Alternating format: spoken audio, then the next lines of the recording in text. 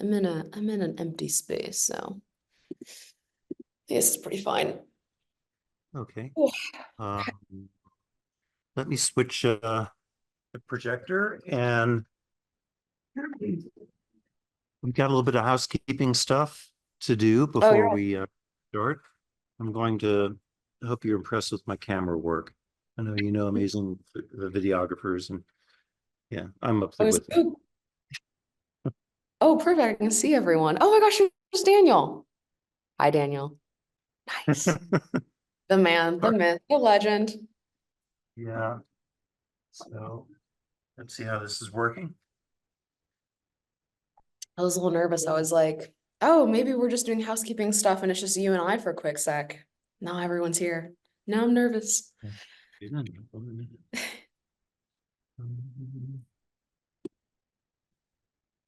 Let's see. Yeah, my audio wasn't working on my new computer, so I've kind of pivoted to my old computer and let it handshake for a minute. There it goes. Okay, so how's my audio? I just plugged in my Snowball mic. Oh, you sound great. Actually, could I have a student closer to the back of the room say something so I can like, or is that going to be placed in the middle of the room? Let's see. Somebody in the back, can you guys say something? Anybody say, maybe sing the alma mater or something. Hello. Oh, okay, cool. Yeah, I can hear you guys. Good. Good. Okay. There's a I like directional setting on this mic, and I may have it turned on, maybe. I'm not sure, but okay. So you have an Omni. okay. Snowballs can do that. Excellent. So I've got some housekeeping stuff, so let's start with that, and I will share screen. Let me make sure that you can. Yeah, again, if you want to, you can totally kick the note taker. It might save No, space. it's fine. Can you actually share your screen? Are you seeing something where you can share your screen, a little green button at the bottom? Oh, And you've you've actually disabled my ability to share my screen. Okay, yep. They used to have a little security button right here, and it's gone. And yep, there's nothing there. Whiteboards, apps, host tools. Maybe it's that. Yep, okay, share screen is turned on. Awesome. Yeah, I have full Changed it from capability. security to host tools, just to make sure people were having the most confused user experience possible. No, I have full ability to share Okay, a ton of my screens because I have like 5. Okay, and don't think I need that. So all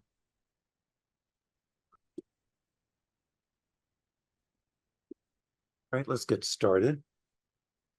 And as I always like to say, thanks for coming back. Happy to be here. Well, me and them, I suppose. So some quick announcements and reminders, and then we'll get to the engagement quiz and our speaker. Rejection, reflection, you guys had good stuff in there. And also my other class that did that. A and B sections, that is due tonight. And I happen to notice that at least before my 2 o'clock class, there's 10 people who hadn't done it yet. And I know how you guys roll, okay? So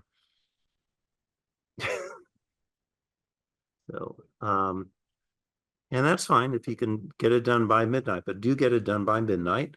And if you have quiz anxiety, yeah, this is nothing to be like freaked out about. The average, at least at about 1:45 this afternoon, was 92. That's a solid A minus on the average. High scores 100, low scores were 80%. So yeah, you can chill about this one. Just go ahead and protect your grade and knock that baby out by midnight. You'll be glad you did. And then all the other reminders and due dates that are coming up, many of which will be really early October. Get this knocked out. Okay, code is 333. In the engagement quiz, please indicate which AP article you read before coming to class and something memorable about it or interesting. And then we'll do a quick lightning round to see what's out there.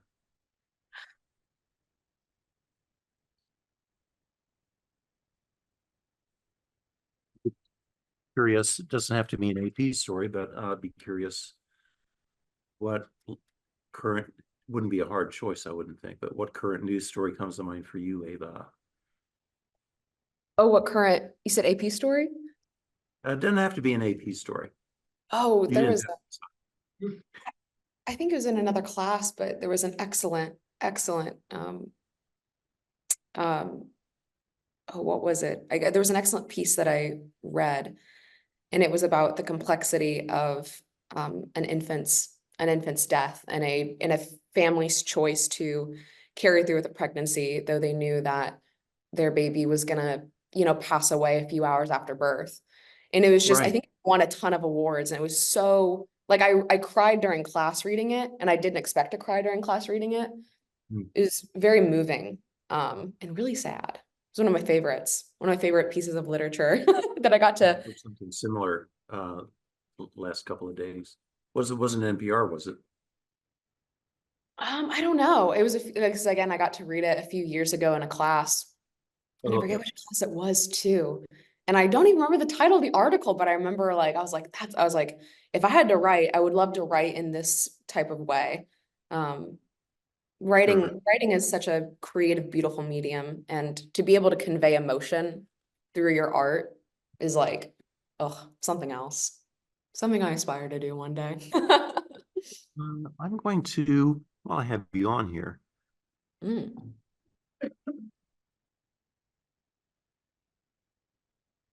let me get out of this thing for a minute. So it just occurred to me that your audio is not coming out through the speakers. Oh yeah.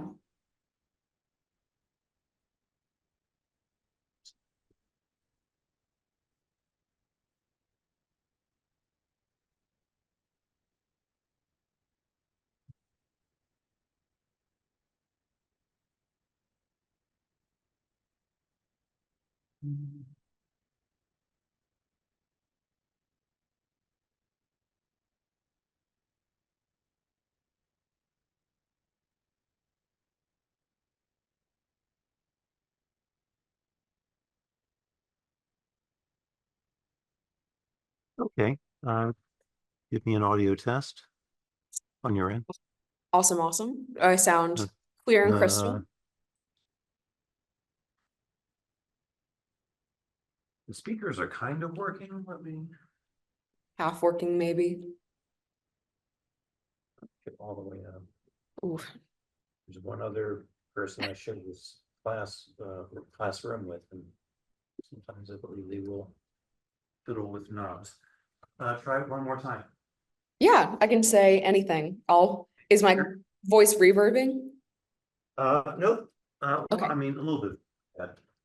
It's probably an artifact of the setup in here. Yeah. So, okay, got it working. Yay us. So,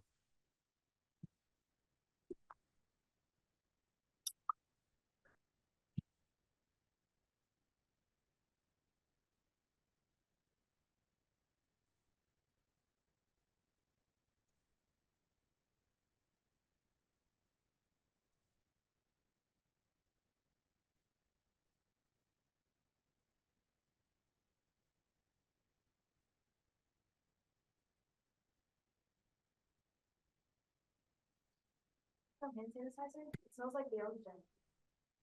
yeah. It's great. Have you ever seen it before? Well, I mean, I grew up in the ocean, so I'll be the judge of this, but Spray pencil. does not smell like it. No. It smells good. Maybe it's, Smells good. okay, well, maybe it's not ocean scented. I just assumed it was. Could be sea scented. Maybe it's just sanitizer. Sandalwood. I didn't know there was such a thing. I got the last one. Okay, lightning round. The Virgin. The Lavender Virgin. Yes. And they were all sold out. And they were really sad. Okay, so lightning round, we'll take 3. Yes, not all depressing either. Way that was attacking like people on like a trail, like they were hiking and they would just get attacked by this golden eagle. That would hurt. And something like really memorable and like interesting was that an eagle expert actually diagnosed the bird with a behavioral disorder. That's funny. Just a really pissy golden eagle. Yes. I read an article about a dog who's skilled in volleyball in Brazil, and I thought it was something that was very memorable. Even dogs can learn everyday activities, including sports, and I thought that was really cool. And that this dog is like famous on social media too, so I thought it was pretty cool. Okay. Pretty cool. Yes. Yeah. Please.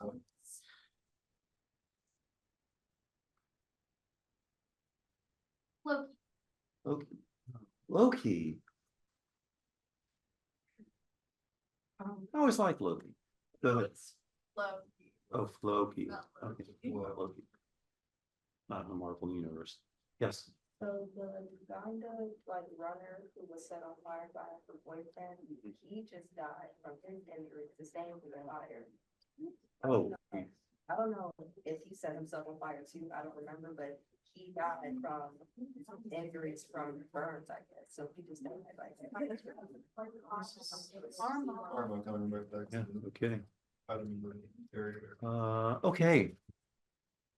Let me get out of the way here and wait, no, I do want to show this.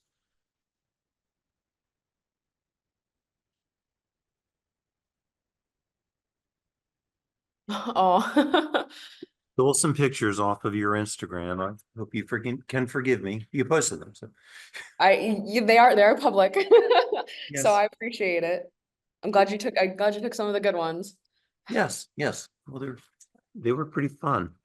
So let me give the floor to you, stop sharing, and introduce you to Ava, my former student and now friend and mentor partner.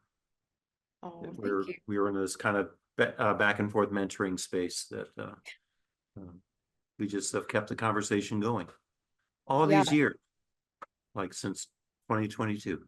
Oh yeah, I've been 2 years out of college, and let me tell you, it's been a whirlwind. And actually, I know this is a 105 class, but I know sometimes it'll be comprised of freshmen and sophomores and sometimes juniors. Is the majority of this class freshmen and sophomores, or do we have some juniors in here? I think it's a mix. Oh, Freshman, sophomore, raise your hand. Okay, maybe not that big a mix. Junior, senior. Okay. junior, senior, okay. Well, cool. Some of the things I want to talk to you guys about today is really gonna hit home because some of you guys are thinking about what you're gonna do when you get out of here.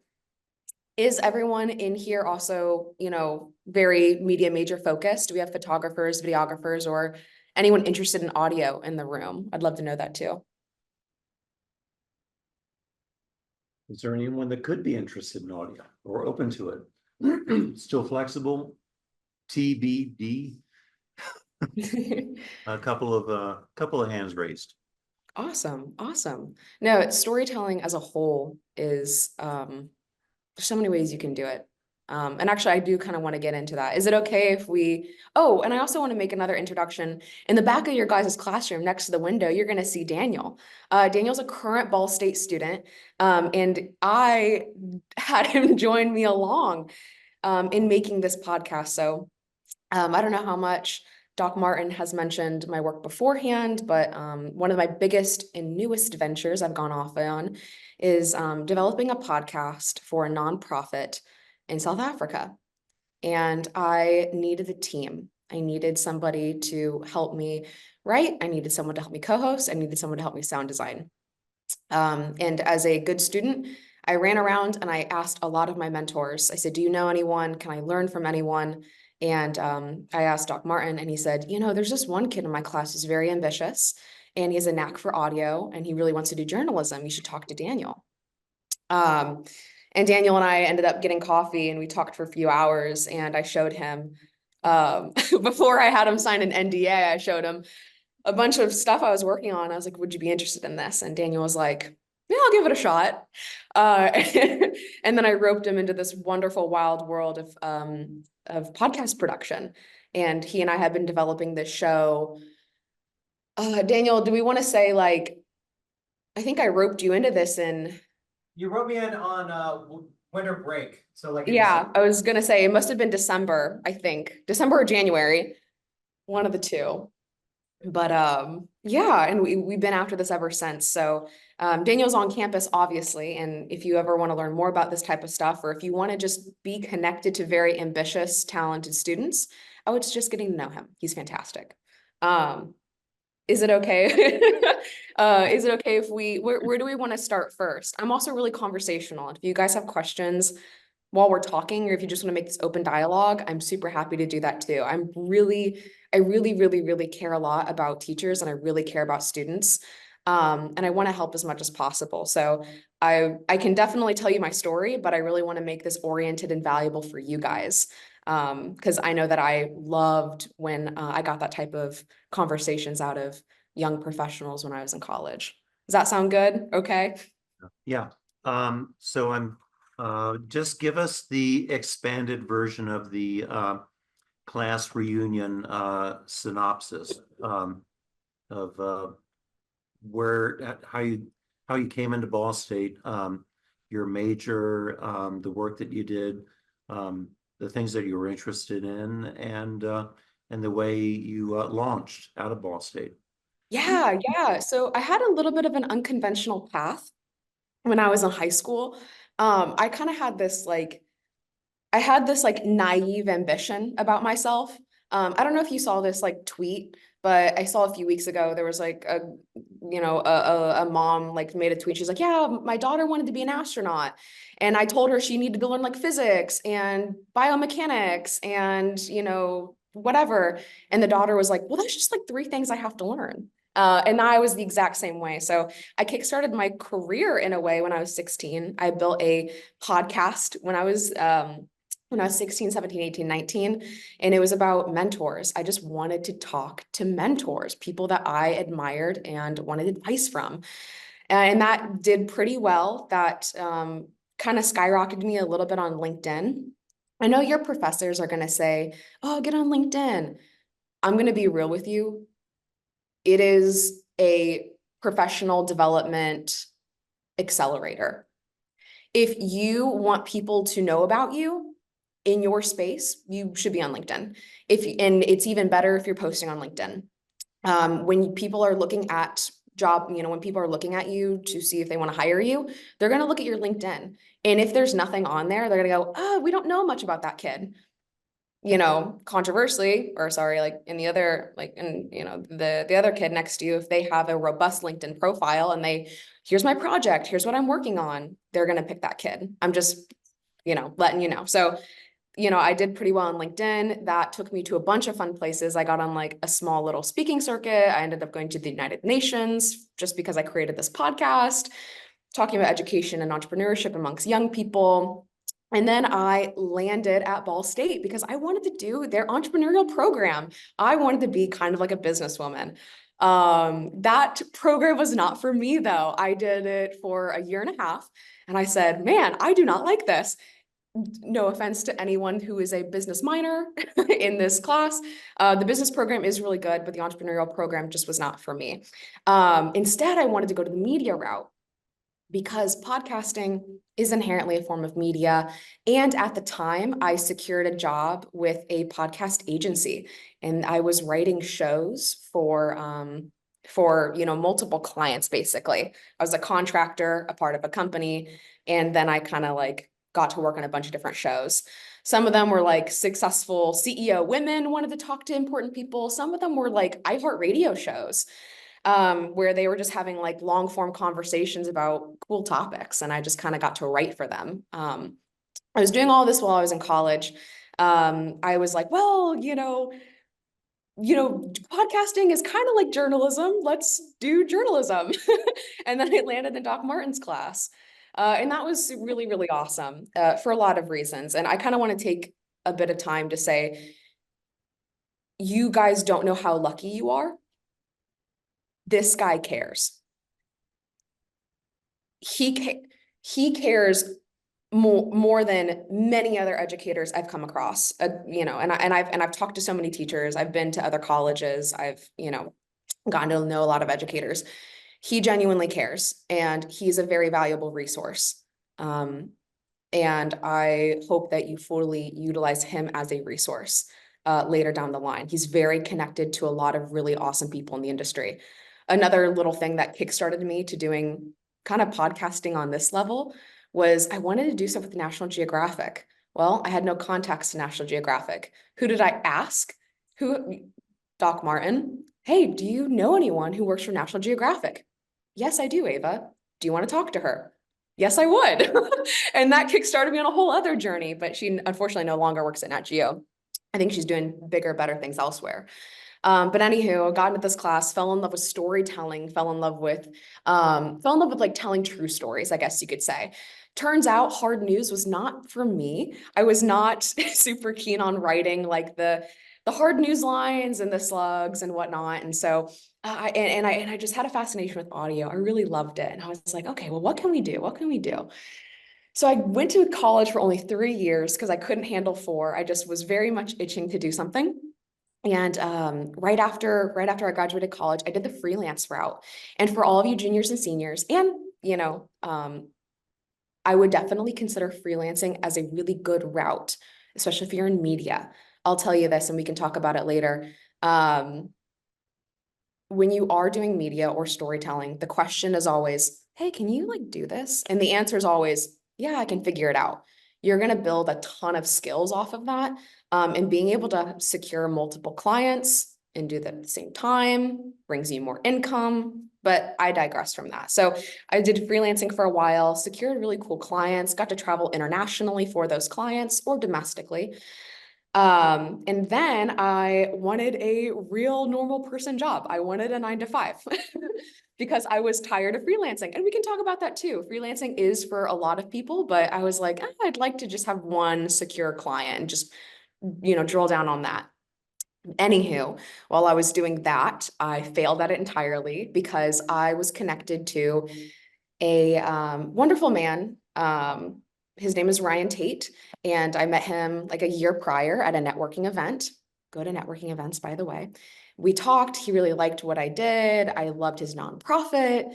Then a year later, here I am, calling him. Hey, I've always loved your nonprofit, and I want to do work. Can I build a podcast for your nonprofit? And he kind of gave me the deal of a lifetime. I was expecting for him to go, no, or maybe, or yeah, if you want to interview some of my team members, go right ahead. Instead, he said, I would love to do this. I think that you should be in Africa in person to capture these stories. And you spend as long as you want out there. Everything's covered. I was like, okay. And so I went and I gathered a ton of audio, and now I'm back here in the States. I have since, I since now do have a full-time job while building this podcast, kind of similar to Daniel being a full-time student while building this podcast. And again, opportunity, once you create opportunities for yourself or showcase that you can find opportunities start coming to you. So another small project I'm about to start is writing for a documentary about, I think, an orphanage in Cambodia. So that's very interesting, very fun. But yeah, that's just a little bit about my career and what I did and how I got there. In college as a whole, everyone tells you that college is what you make of it, right? Oh, it's what you make of it. You can either like go out and party all the time, or you can like study. I personally saw college as a great time to network. And I used it like a half recreational time. I was like, okay, Classes, sure, I can lock that in. But what else can I make? What else can I build? What else can I do in my spare time? And that honestly was some of the biggest career defining moves I could make for myself. A lot of that was like getting deeper and deeper into audio production and podcasting production. And that really secured my skills with writing, but not journalistic writing, writing for audio. And that's like a whole other medium. It's like a whole other way of writing. And I could talk to you about that all day because I've had to figure it out in the last, 3, 4 months, 5 months, especially because narration's different across across podcasts. It's hard to write for yourself sometimes. I'm used to writing for other people, but I digress. That's a little about me and my journey, my story. Okay. So let's go into it. Let's go vertically into some of those conversations about writing. You've written for audio for a very long time at this point. That I think that if you had a job where you had to write for something else or do something else, there'd probably be another learning curve, maybe, or I don't know. How is writing for audio different than writing for print? It's so different because you have to speak it and you have to rely on someone to speak it. Sometimes you have to rely on them to speak it the very first time they see it. That's the hardest part, I think. So when you look at the page, when you're writing for the page, when you're writing like an article and someone's going to read it and they're going to, hear it in their mind, they're saying it quietly to themselves. They're allowed to reread it once or twice. And typically it's formatted in a non-conversational tone. So you guys are typically used to academic writing or again, journalistic writing, where a writer will say something along the lines of like, oh, this nonprofit was able to secure these amount of funds in this amount of time. How incredible is that? I can't say that, for audio because it doesn't resonate well and people don't talk like that. So in a way, you have to learn to write in a really casual tone, almost like you're writing dialogue for a movie, right? That's like the easiest way I can kind of say it. So how would my character say this? Or how would a narrator say this? Or what would be the easiest, clearest way to convey this in the fewest amount of words possible? And I said that in the longest way possible I could because everything I'm doing is on the top of my head. So I would say that's by far the biggest difference. And it is kind of tricky because it's all audio. I can't really show you. I mean, again, I might be able to show you some like example dialogue. But I would say that casual writing, making it feel like a human being is saying it and making sure that it's very, very clear. And I'd also say you'd have to look for like audio. You'd also have to look for like oh shoot, Daniel, I'm blanking on the word that we called it. I got this from a book called Out on a Wire. I would encourage everyone to read it. What? Signposting. Yeah, yes, I would. Yes, signposting is a big thing. Thank you so much. I really appreciate that. So you also have to think about signposting, which is on the page, right? When you have something in bold or italicized or in quotes, it's a great way to show that something different is happening or, hey, pay attention to this. You don't get that opportunity in audio. So you might be used to in class, if your teacher is like, hey, like, if you're going to listen, it's right now. That's a signpost. Or if you're going to take anything away from this, that's a signpost. And you have to do that pretty frequently in audio to kind of keep people's attention and show them where things are important. And you have a whole other element of audio cues, which is so cool. Typically with writing, right, you just have your words. And if you are lucky enough to do stuff with print or online, you have photos or images you could place at certain times during the story to convey an idea or a message or a feeling, but you don't get that luxury in audio. You just have sound. But I'd honestly say it's even more of a luxury. I don't know if, again, I'm very online. So I don't know if you've seen like TikToks of people going like, this is me proving that things aren't scary. I'll just change the music and it's not scary anymore. Music has a really great way of conveying tone. So with audio, sometimes it's not about what you're writing, it's about what you're not writing, because you can convey it with music and with audio. And Daniel and I have played around a lot with this idea, and we've been able to introduce a lot of immersive sound into our into this podcast and in these episodes. So I don't have to say, one of the most recent things we were working on is, oh yeah, I don't really have to say something like, And then I witnessed, you know, then I witnessed a anti-poaching unit ranger read a poacher his rights. You can just hear it.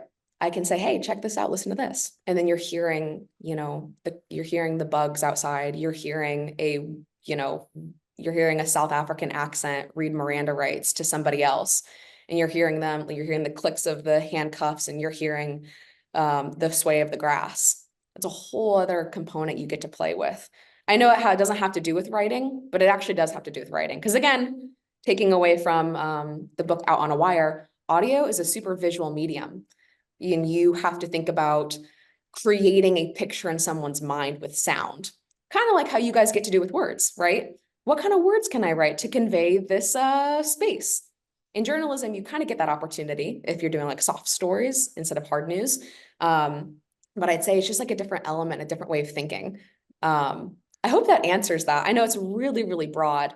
Well, But I mean, one of the things I'm hearing is that you as a audio journalist or an audio producer, you're more mindful of the audience experience kind of immersively. Whereas I think many print writers and reporters, they're very, I wouldn't say ambivalent, but it's not as big a deal to them where this may land on a page, or even what image may accompany the words, be it if it's printed or on a screen or wherever. They kind of divorce themselves from the audience experience. But your knowledge of sound design and your ability to write, you have to keep that in mind as you're writing. It can't be pulled apart, even if you wanted to. it's the difference between telling your friend a story and making them a part of your story, right? It's either, oh, let me tell you about this, or hey, I'm dragging you into this. You come with me. We're gonna figure, you're gonna learn. I'm gonna take you on this journey. It's a whole different way, it's a whole different medium. But one I love so much. So we're spending some time we're about to go into some discussions about story form, but also interviews. How do you approach an interview? Oh my gosh. Okay, so for a little more background on interviewing, I think I've written around 150 interviews for myself and many other people. So I have a lot of experience in this. There's a bunch of different types of interviews you can do, but typically if you're doing journalistic interviews, you're probably sitting down, recording, and having a conversation or making sure you ask questions. The first thing I've always done when it comes to interviews is I kind of liked impressing my my guest. And that means doing a good amount of research, right? I would joke after calls because typically my guests, they'd go, dude, like, how'd you know all that about me? You mentioned my wedding Pinterest board from 2015. Like, I don't know how you knew that. And I was like, well, I always go to the 8th page of Google for my guests. I always do, because my philosophy on interviews is, why would I want to ask you a question I already know the answer to? And, and if I can already find it online, so can everyone else. So no one really cares. I want to figure out the stuff that no one else has figured out. Now, mind you, for the sake of information gathering, if you want to make sure that you get the correct statement or you get the correct fact, or you just really want to make sure that you have a soundbite or a quote to fit an article, I get that. So you're like, oh, I know that everyone else has interviewed you about your company, but tell me again, what's your company about? What do you do? That's fine. I understand that. But the first key is research. Not only does it impress your guests, but it makes you look really reputable. And it makes you look really reputable, professional, and it commands so much respect, so much respect. I have, sometimes I would get off calls with my guests or, like you get off the recording, you talk person to person, right? And they would go, thank you so much for taking all this time. And they would tell me a horror story about someone who didn't do any research over them or didn't know what they were talking about. And they didn't even know what that person did for a living. And they were just trying to make up an interview as they went. People respect you so much when you put in the care. When you care about your interview, the interviewee cares about you. It's a great way of saying that. So after you do all your research, right, you're in the room or you're on Zoom or you're on Google Meets and you're talking to this person. I would say the next best goal is really try to find a way to start conversation, because I like questions because I'm really used to them. But questions and interviews make people really stiff, right? You're like, oh, what are they going to ask me? Oh, I'm a little nervous. Sometimes your interviewee might ask you beforehand, can you send me the questions, please? I want to know. I'm so nervous. So the moment you're able to be calm and relaxed and walk someone in with you to a conversation, a dialogue, you're going to get much better answers out of them. You're going to get much better quotes. You're going to get much better content or stories that really can push that can really push the needle. So instead of, oh yes, my company, it does X, Y, and Z, you could ask instead, hey, I already know that your company does this. Can you tell me? And actually, I read this this article about you that this one time in 2018, your company did this. I was so shocked to know that your company did that. What was going through your mind as the founder? Were you scared? Oh shit. Like, oh shit.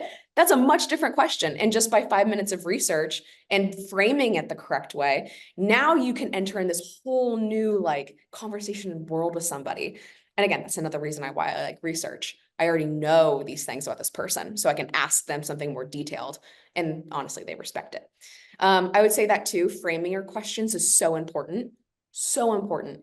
It's hard to get all that information in there, but if you're able to find your knack and properly ask someone a detailed question because you're looking for a detailed answer, that is my favorite thing in the world. That's when you hit gold. That's when you hit gold, and that's when things get really, really interesting. Because if you're interviewing people that have been interviewed all the time, typically for people that are journalists, it will look like politicians and people in the news, leaders in the community. They've been interviewed 100 times by so many other people. If you can stand out by being conversational and detailed and researched and kind, it usually goes really well. But there's a ton of tips I could also give on writing those questions. I would call it prompting. So you would prompt a question and you would fill it up with information like I just did in my example. Oh, your company. Oh, when this happened. Oh, I read about this. Oh, I heard a quote from you. Oh, I read your book. Now having all this knowledge, tell me about this. Like that's honestly my key way of asking a question, because it helps get everything out of the way for that person. Because they don't have to talk about their company. They don't have to talk about the event that happened. They don't have to talk about how they felt. You already know how they would respond. Now you can go a layer deeper with everybody.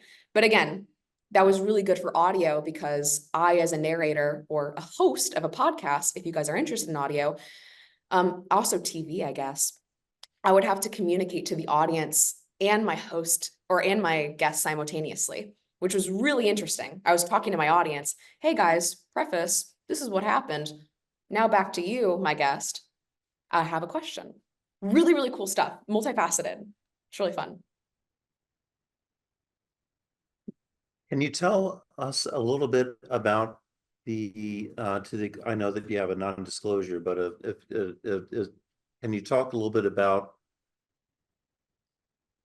the actual podcast itself? Oh, 100%, 100%. Yeah, so I have an NDA and so does Daniel. So we can't tell you specific details like security issues, right? So a little bit of context on why, on what I'm doing and what it is, or one of my projects. VETPA stands for Veterans Empowered to Protect African Wildlife. These guys are international veterans, and they use their military skill sets to train anti-poaching units in Africa and say, hey, let's protect these, white rhinos, black rhinos, elephants, endangered species together. That's what they do. So this is a really interesting blend of international help and working with the local, like working on a local level with local APUs. And at the same time, it's all security, right? So a lot of the things Daniel and I know and can't talk about are security details, right? I can't tell you how many, endangered species are on the property. I can't tell you where it's located. I can't tell you, how many acres of land that they're covering. I can't tell you where vet paw is and if they are in multiple locations, right? Because again, it's kind of interesting, but it's real stuff. Like, poachers, crime syndicates, they're on the internet just as much as you and I. And if I screw up and throw out the wrong information or sensitive information, they could find that and they can go, oh, cool. This girl messed up. She told me where this was. Perfect. Now I know how to infiltrate XYZ system and do crime. And that's bad. So, there's some details we can't talk about. But anywho, VetPaw does those things. And I was super, super, super fortunate to go out there, and I lived there for over a month from like March. And I just spent time with all of the veterans that were on the ground. They're all international. So we had people from the US, we had people from Switzerland, we had people from the UK. Actually, one of my favorite friends I got to make out there, and Daniel is really familiar with his voice. His name is Ben. Ben is a citizen of the UK, but he is fighting for the Ukrainian war right now. He's actually back in Ukraine right now. So he's active. So some of these guys can be active, some of them can be veterans and be, done. So they wanted to go out to VetPaw to not only help wildlife and help do that protecting, right? Because the location that VetPaw does operate with has black rhinos on their property. Black rhinos are critically endangered. There's only like 6,000 left of them in the world. And that's a very low number for any animal. So if I told you like, there's only 6,000 humans left in the world, that's pretty small. That's like half of a city, right? So they're very, very guarded. They're protecting these animals and they're training local anti-poaching units. So people that work on private game reserves or public grounds, how to better protect through a myriad of military skills. Some of the stuff that we cover in the podcast is like canine trainings. Hey, how do you get a dog to track a human scent? What's another big one? I could probably, we talk about rhino accountability, being able to spot and see every rhino every day, 24/7. That's something that the reserve does. And then what is another one I could probably mention?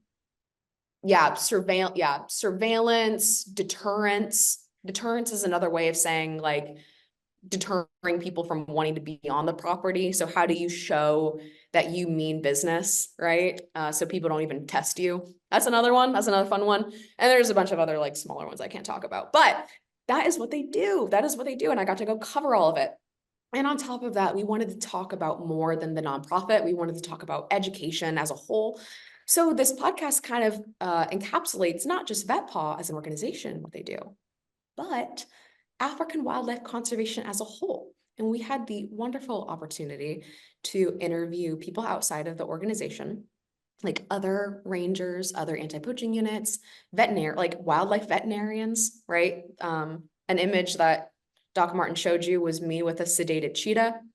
Yeah, you get to talk to those women. Hey, you sedated the cheetah. Tell me why you did that. Tell me why you needed to do that. Tell me why this cheetah needs eyedroppers in its eye, and tell me why you're monitoring its heart and why you're dousing with water, things like that. Yeah, we got to cover so much. And so now this whole season 1 is operating mostly off of like educating people on what conservation is really like, and what it looks like on the ground level. Because a lot of people think about conservation as just saving the animals, but it's this big complex system that we have to consider and think about. And we just kind of show that in VetPaw's case. It's really, really fun.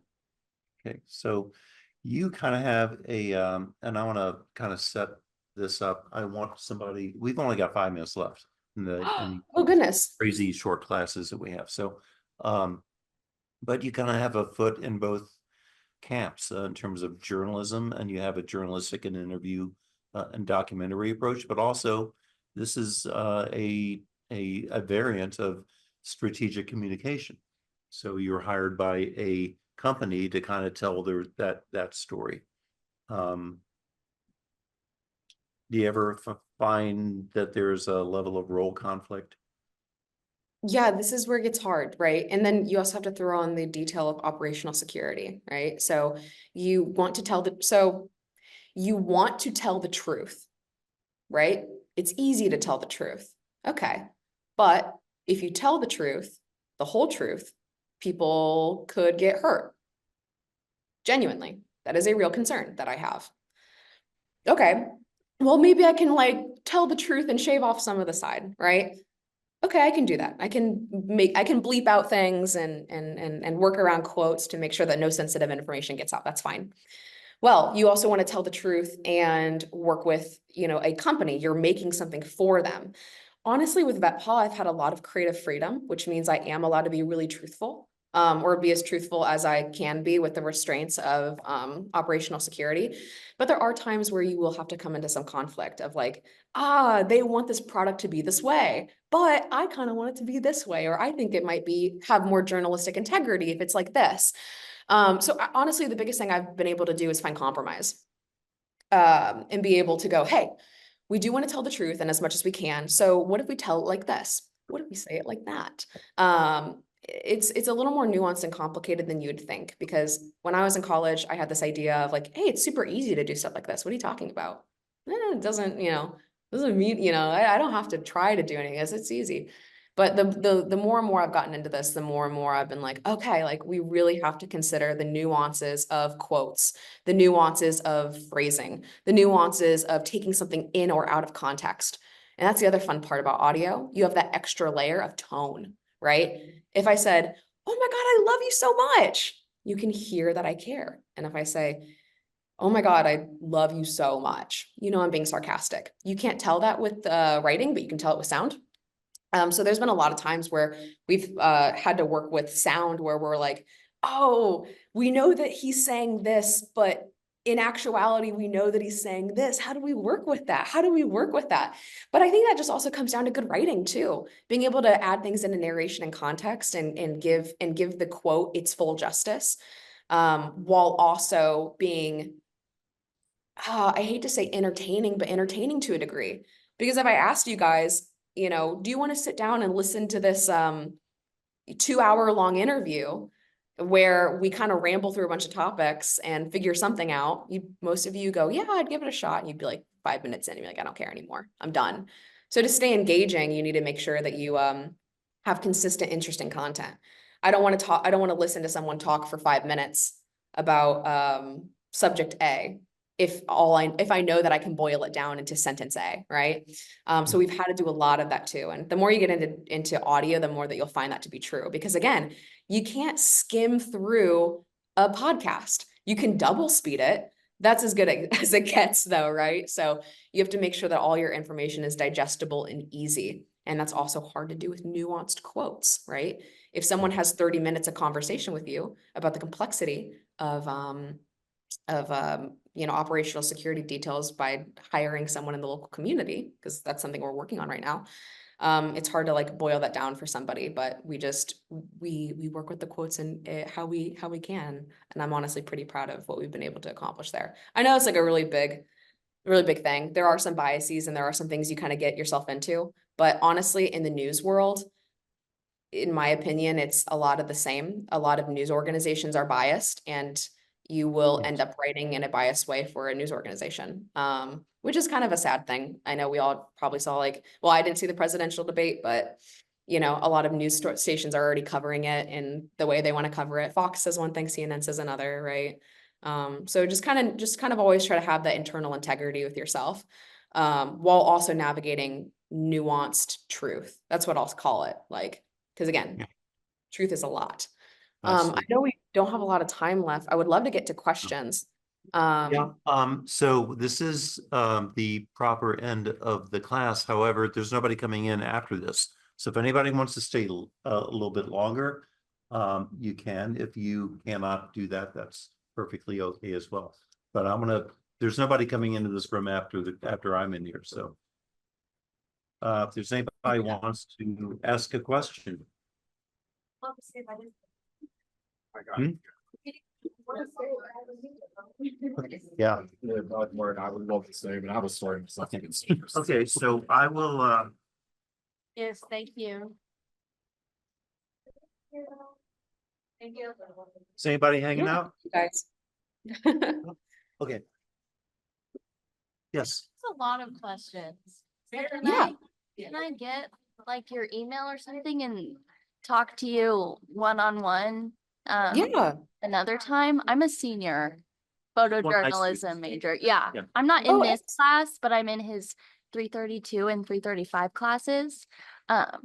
But I think what you do is super interesting, especially working with nonprofits, because I think that's really cool.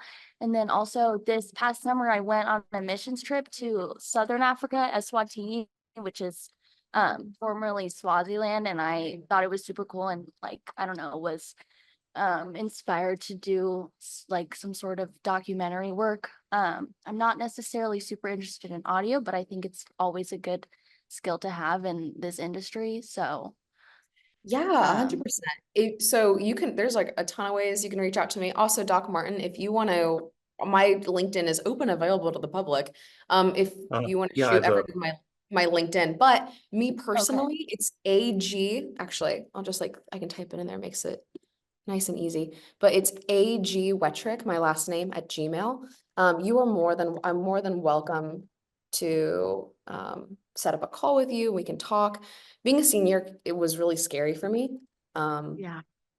Being a senior was really scary for me, especially when you're creative. But I'm always happy to have conversations. And are you looking to do more stuff like your missions trip, or are you wanting to do photojournalism as you graduate? Yeah, definitely traveling and photography, also video. I'm part of Newslink right now and I'm doing reporting for them, which is a lot of video. So yeah, and nonprofits I am interested in too. Awesome. So No, I yeah. balance my time between 3 different nonprofits right now. 2 Okay. I am like working for. 1 I am volunteering with. That's the Humane Okay, Society. cool. I Yeah, just I definitely want to hear more about that.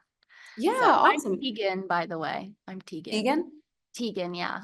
Awesome. Well, yeah, send me an email and then we can get something set up. Okay. Hopefully, try to catch me before the end of this week. I'm Okay. running off to Seattle on Friday. So Okay, cool. Okay, well, thanks, Ava. Safe travels. Yeah. I'll email you. Thank you. I'll see you later then. Yeah. Thanks, Doc. Yep, thanks. Anybody? Oh. You do? Oh, you don't? Okay. I didn't realize how short your classes were. They're crazy short, yeah. I know. I was checking the clock and we were booked. I think we were booked to like 4:15. I left it a little bit longer in case people wanted, sometimes, lots of times people will want to stay. Yes. And a couple of people did say that they wanted to stay, but they couldn't because they had a meeting right after, which Oh, I do, but it's at 5. So I got a little bit of time, but we can catch up, or we could figure out a time to have coffee. Oh, I would love to. And also, Daniel, Yeah. thank you so much for jumping in. Again, I was, yeah, my hope that it was gonna run to 4:15, and I was like, okay, like, talk to Daniel about these things. I wanted him to express that, but thank you so much for helping me out. All good. I'm sorry I wasn't clear on that. Oh no, you're super fine. That's just that's on me. I forgot how short, how fast paced classes were. They Which can be.